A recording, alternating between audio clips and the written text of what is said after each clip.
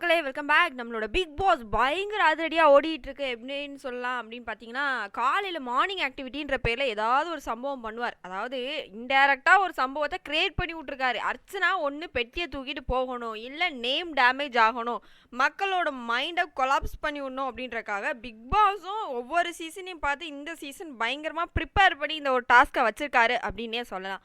So என்ன நடக்குது அப்படின்னு பார்த்தீங்கன்னா, இந்த பிக் பாஸ் வீட்டுக்குள்ளே வர்றதுக்கு முன்னாடி பிஆர் போர்ட்ஸ் வச்சுருக்கிறது யார் யார் அப்படின்ற மாதிரி அவங்கவுங்க கெஸ்ஸிங்கில் சொல்லுங்க அப்படின்னு சொல்கிறாங்க. ஸோ அவங்க எல்லாருக்குமே ஓரளவு தெரிஞ்சிருக்கோம் யார் யாரை சொல்லுவாங்கன்னு சொல்லி. ஆமாம், மெஜாரிட்டி அர்ச்சனா அண்ட் விஷ்ணு. அர்ச்சனாவோட பேர் தான் அதிகமாக வந்து அடிபட்டுச்சு அப்படின்னே சொல்லலாம். ஸோ அதுக்கு அவங்க சொல்லப்பட்ட காரணம், விஜயவர்மா ஒரு விஷயம் சொல்கிறாரு. வெறும் அழுதுட்டு மட்டுமே இருந்த ஒரு பொண்ணு ஆட்டோமேட்டிக்காக வந்து வெளியே தெரிய ஆரம்பிச்சா. ஸோ அவங்களுக்கு வந்து ஃபாலோவர்ஸுமே நிறைய பேர் இருக்காங்க அப்படின்ற மாதிரி ஒவ்வொரு பாயிண்ட்டாக எடுத்து வைக்கிறாங்க.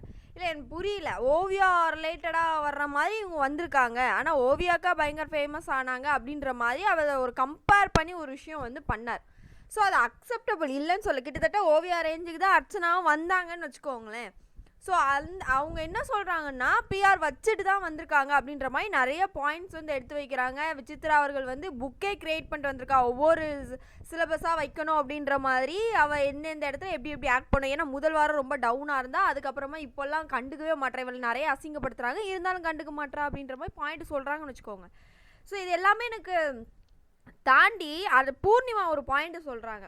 அதான் அவங்க வந்து ஒரு டெவலப்பர் அப்படின்றதுனால அவங்களுக்கு ஒரு சில நிறைய விஷயங்கள் தெரியும், இந்த கோடிங் ரிலேட்டட் விஷயம் தெரியும் இல்லையா. ஸோ அந்த இல்லீகல் என்னென்ன அப்படின்ற விஷயங்களை வந்து ஒரு பாயிண்ட்டாக வைக்காங்க. இந்த விம்மு டாமக்ஸு இதெல்லாம் ஒரு கேம் வந்து ஓடுது இல்லையா. ஸோ இதெல்லாமே வச்சு நான் கெஸ் பண்ணுறேன் அர்ச்சனாக்கு பிஆர் கன்ஃபார்மாக இருக்காங்க. பட் இவங்க வச்சுட்டு வந்தாங்களா எனக்கு தெரியாது. செலவு பண்ணினா வைக்கணும்னு அவசியம் இல்லை. கோடிங் தெரிஞ்ச ஃப்ரெண்டு இருந்தால் ஆட்டோமேட்டிக்காக நம்ம ஃப்ரீயாகவே இதை பண்ணிடலாம். பட் நான் அதை பார்த்தா ஈஸியாக கண்டுபிடிச்சிருவேன் அப்படின்ற மாதிரி அவங்களோட டெவலப்பர் மைண்டை வச்சு ஒரு விஷயம் சொல்கிறாங்கன்னு வச்சுக்கோங்களேன். ஏன் அது வந்து விஷ்ணு அவர்களுக்கு உங்களுக்கு பார்க்கணுன்னு தோணல அர்ச்சனா அப்படின்ற ஒரு தாட்டு, ஓகேவா. இப்போ இன்னொன்று என்னன்னா, எல்லார் மைண்டுக்குள்ளேயும் அர்ச்சனா பிஆர் வச்சுட்டு தான் உள்ளே வந்திருக்காங்க. இப்போ இந்த விம்மு டாமக்ஸ் இந்த கேம்ஸ் எல்லாமே ஆடுறாங்க இல்லையா. ஸோ அதை வச்சுமே அவங்க ஒரு பாயிண்ட்டை வந்து இப்போ மக்களோட மைண்டுக்குள்ளே திணிக்க ட்ரை பண்ணுறாங்க.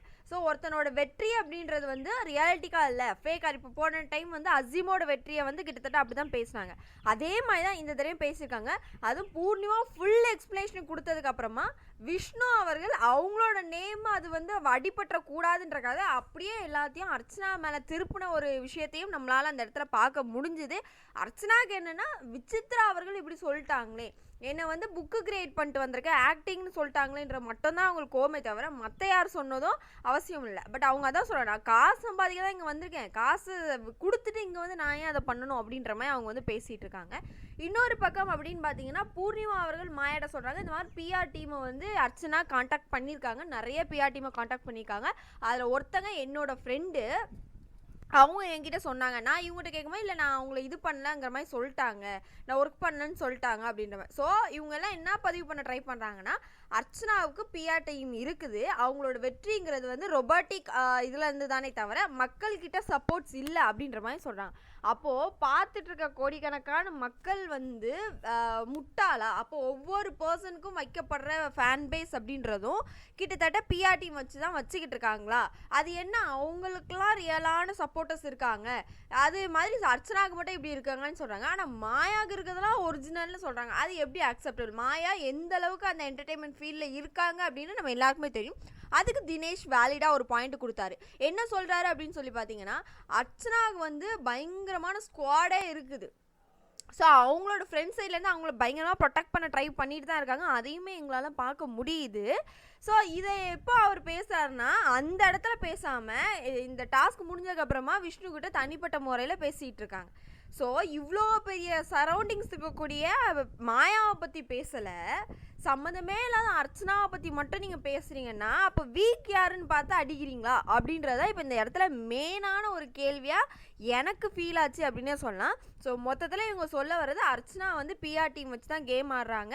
ஸோ இதில் வந்து டைட்டில் கப் அடிக்க போகிறது அவங்க, இவங்கெல்லாம் மணி பாக்ஸுக்கு சண்டை போட போகிற அப்படின்ற விஷயங்கள் தான் இந்த இடத்துல சொல்லியிருக்காங்க அப்படின்னே சொல்லலாம். ஸோ இதை பற்றி நீங்கள் என்ன நினைக்கிறீங்க அப்படின்றத மறக்காமல் கமெண்ட் பாக்ஸில் தெரிவிச்சிருங்க மக்களே.